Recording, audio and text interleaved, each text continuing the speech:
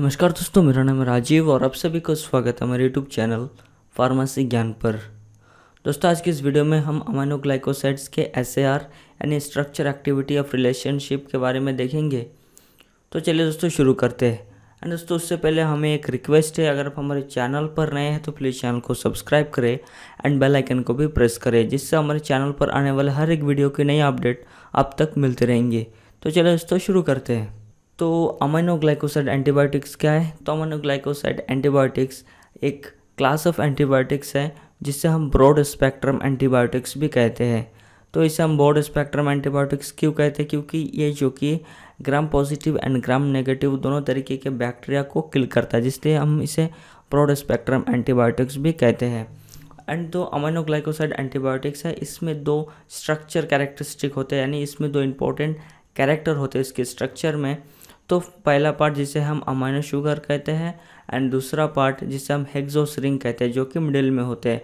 और ये जो हेक्सोस रिंग है वो 2-डीऑक्सीस्ट्रेप्टामाइन भी हो सकते हैं या फिर स्ट्रेप्टोडिन भी हो सकते हैं।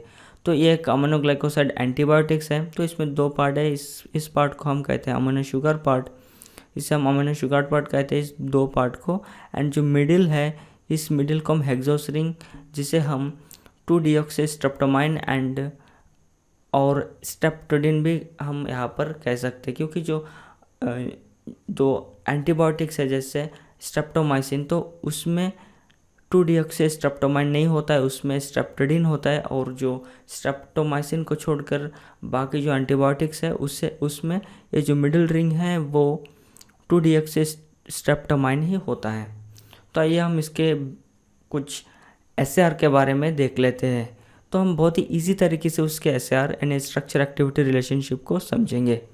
तो पहला है a centrally position substituted 1,3 di aminocyclohexane aminocyclitol ring and 2 और more amino sugar linked in glycosides linkage in aminoglycosides.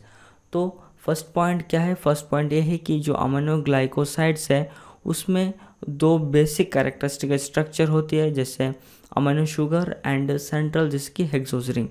तो इन दोनों में जो कनेक्टिविटी होती है एंड ये दोनों एक दूसरे से लिंकेज होता है, तो वो लिंकेज जो कि ग्लाइकोसाइडस लिंकेज होता है।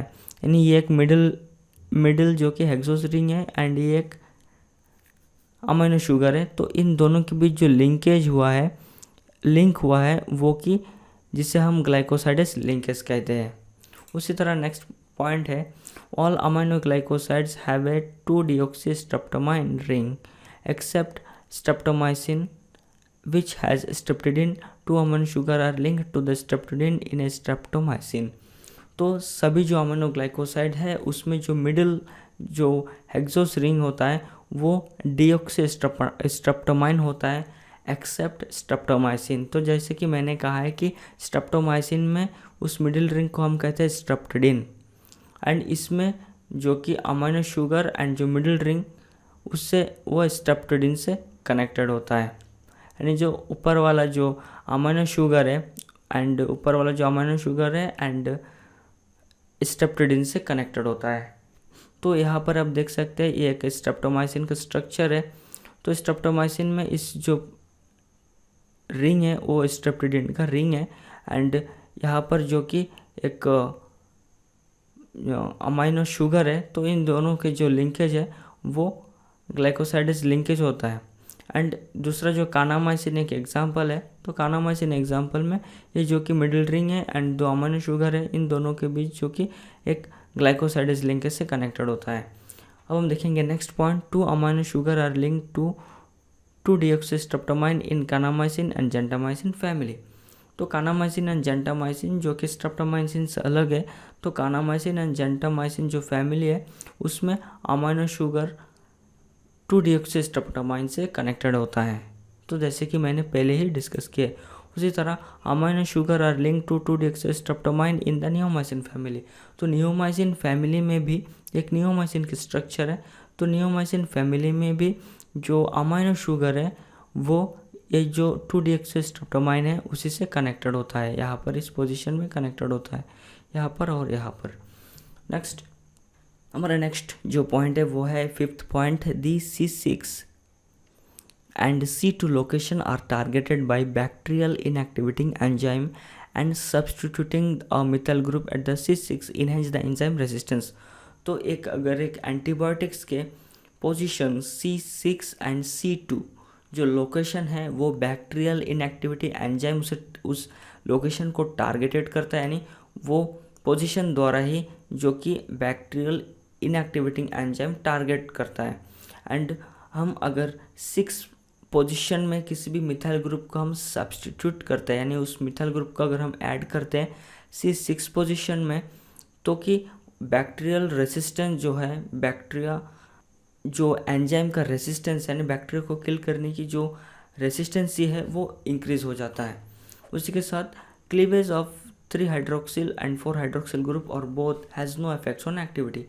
तो ये जो पोजीशन है इसी की जो 3 एंड 4 हाइड्रोक्सिल यानी 3 एंड 4 पोजीशन की जो हाइड्रोक्सिल ग्रुप है, अगर हम उसे क्लीवेज करते हैं यानी रेड्यूस करते हैं तो उसकी इफेक्ट्स में कोई फ़र्क नहीं पड़ता है, उसकी इफेक्ट्स वैसे ही रहता है। उसी तरह हम देखेंगे नेक्स्ट पॉइंट। तो all through the acylation example amikacin and the ethylation example 1,n ethylsisomycin do not increase in the activity, they do aid to maintain the antibacterial effectiveness। तो अगर हम अमीनो ग्लाइकोसाइड एंटीबायोटिक्स को अगर हम acceleration करते हैं तो उससे बनता है अमिकेसिन, अगर हम उसे इथाइलेशन करते हैं तो 1,n ethylsisomycin बनता है। तो अगर हम उसे एसेलेशन भी करते हैं या फिर इथाइलेशन भी करते हैं तो उसकी एक्टिविटी में कोई फ़र्क नहीं पड़ता है, उसकी एक्टिविटी इंक्रीज़ नहीं होता है, लेकिन उसकी एंटीबैक्टीरियल जो इफेक्टिवनेस है वो मेंटेन करता है, वो बरकरार रखता है। And substitution on the position 2 hydroxylation and substitution on the position 5 यानी 5 deoxygenation improve the bacterial inactivating enzyme system inhibition. तो अगर हम सेकंड पोजीशन में, तो अगर हम इस सेकंड पोजीशन में हम हाइड्रोक्सिलेशन करते हैं, यानी एक हाइड्रोक्सिल ग्रुप को अगर हम अटैच करते हैं एक अमाइनो साइक्लोटिल रिंग यानी सेंट्रली प्लेस्ड जो हेक्सोस रिंग है, जैसे कि ये जो सेंट्रली जो रिंग है उस रिंग के अगर हम ये जो कि एक सेंट्रल रिंग है, अगर हम उसके सेकंड पोजीशन में अगर हम हाइड्रोक्सिलेशन करते हैं एक हाइड्रोक्सिल ग्रुप को अटैच करते हैं, एंड फिफ्थ पोजीशन में अगर हम एक जो कि ऑक्सीजन जो मॉलिक्यूल है वहाँ पर अगर हम उसे रिमूव करते हैं, उसे हम फिफ्थ पोजीशन में डीऑक्सीजनेशन करते हैं, तो उसकी जो एंटीबैक्टीरियल एक्टिविटी यानी बैक्टीरिया को इनहिबिट करने की जो क्षमता है वो और भी इम्प्रूव होता है, वो और भी बेहतर होता है।